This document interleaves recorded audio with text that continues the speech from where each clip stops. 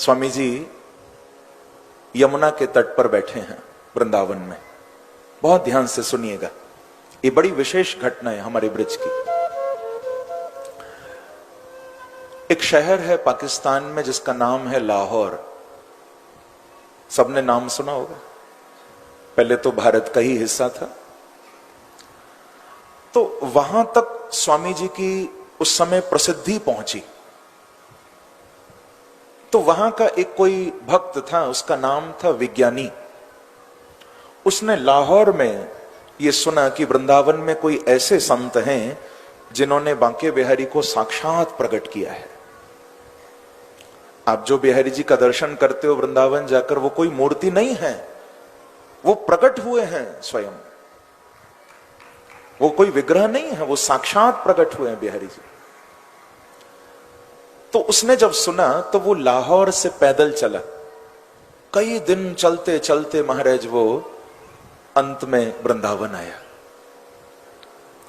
स्वामी जी यमुना के किनारे बैठे। वो जब आया तो निधिवन से थोड़ा ही दूर श्री यमुना जी बहती हैं। निधिवन वो पवित्र स्थान है हमारे वृंदावन का जहां पर बांके बिहारी प्रकट हुए थे। बिहारी जी का मंदिर अलग है, निधिवन राज अलग है। निधिवन राज वो पवित्र वन है, आज भी वहां पर लता पताएं हैं जो रात में गोपी बनकर कृष्ण के साथ नृत्य करती हैं। जहां बिहारी जी प्रकट हुए वो स्थान है निधिवन राज। पहले बांके बिहारी की सेवा भी वहीं होती थी, फिर ये मंदिर का निर्माण बाद में हुआ। और तब क्योंकि जब बिहारी जी की सेवा वहां चलती थी ना, तो लोगों की भीड़ आनी शुरू हो गई। और अब तो हम देखते हैं वृंदावन में कितनी भीड़ होती है, पैर रखने की जगह नहीं। तो निधिवन में जब लोग ज्यादा आने लगे, खूब हो हल्ला होने लगा, तब स्वामी जी ने बिहारी जी को प्रार्थना की कि महाराज अब आप यहां बैठ गए हो, यहां तो मेला लगने लगा है और आपके मेले के चक्कर में हमारा भजन नहीं हो पाता। तो बाद में फिर बिहारी जी का मंदिर वो सुंदर अलग बना जहां बांके बिहारी आज वर्तमान में विराजे हैं। पहले निधिवन में ही उस वन के अंदर ही बिहारी जी बैठते थे। तो वो विज्ञानी नाम का व्यक्ति आया। उसने निधिवन में पहले अंदर जाकर जहां बिहारी जी विराजते थे, पहले बांके बिहारी का दर्शन किया और पूछा वहां भक्तों को कि स्वामी जी कहां बैठे हैं। तो बताया कि वो इस समय यमुना के तट पर बैठे हैं, थोड़ी ही दूर यमुना है, आप वहां जाके दर्शन करिए। तो वो व्यक्ति विज्ञानी वो यमुना के किनारे गया। देखा तो स्वामी जी अपनी भाव मुद्रा में बैठे हैं और किसी विशेष बांके बिहारी की, राधा रानी की लीला का चिंतन कर रहे हैं। और वो लीला भी मैं आपको बताऊं, उस समय स्वामी जी ठाकुर जी की फाग लीला का चिंतन कर रहे थे। फाग लीला हमारे ब्रज में कहते हैं होली को। स्वामी जी अपने भाव जगत में, अपने चिंतन में बांके बिहारी और राधा रानी को होली खिला रहे हैं। फाग लीला चल रही है। अब स्वामी जी उस लीला का चिंतन कर रहे हैं। वो विज्ञानी, वो व्यक्ति, वो भक्त स्वामी जी के चरणों में आ गया। अब देखिए उसके अंदर इतना भाव था कि वो जब लाहौर से आया तो अपने साथ एक शीशी में बड़ा प्यारा इत्र लेके आया। हम भगवान को इत्र लगाते हैं ना, उसमें बहुत महक होती है, खुशबू होती है।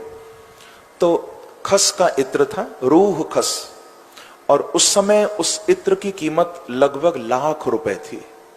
इतना अनमोल महंगा खस का वो इत्र, उस समय ₹1,00,000 कीमत उसकी।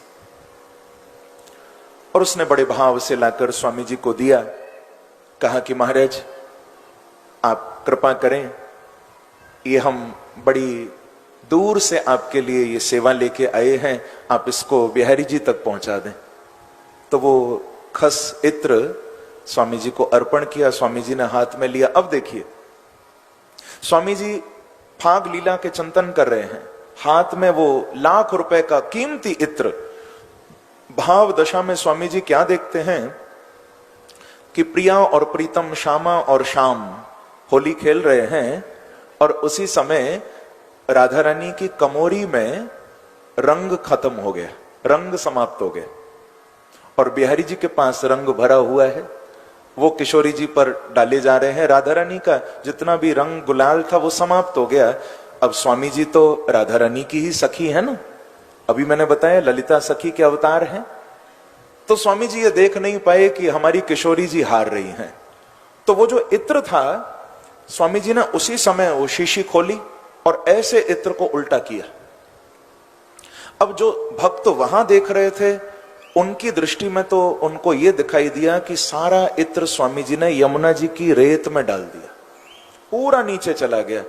पर भाव दशा में वो इत्र जमीन में नहीं गिरा था। स्वामी जी ने राधा रानी की कमोरी में इत्र डाला और राधा रानी ने पूरा इत्र लेकर बांके बिहारी के ऊपर डाल दिया। ये स्वामी जी ने अपने भाव उस जगत में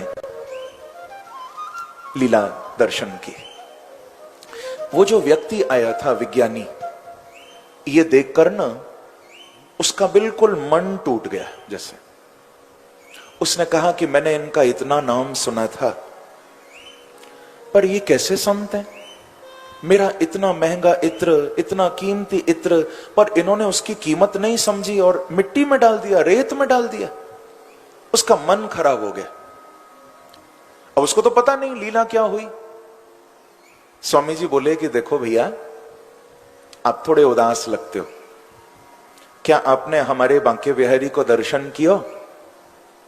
तो वो व्यक्ति बोला कि स्वामी जी मैं दर्शन करके ही आया हूं। स्वामी जी बोले नहीं, अभी आपने दर्शन नहीं किया, ऐसा करो तुम एक बार जाने से पहले फिर बिहारी जी को दर्शन करके जाओ, तो आपको और आनंद आवेगा। ऐसा स्वामी जी बोले। तो वो प्रणाम करके यमुना के तट से वापस निधिवन गया और निधिवन राज में जैसे ही ठाकुर जी के चरणों में जाने लगा तो उसी इत्र की महक उसको आने लगी।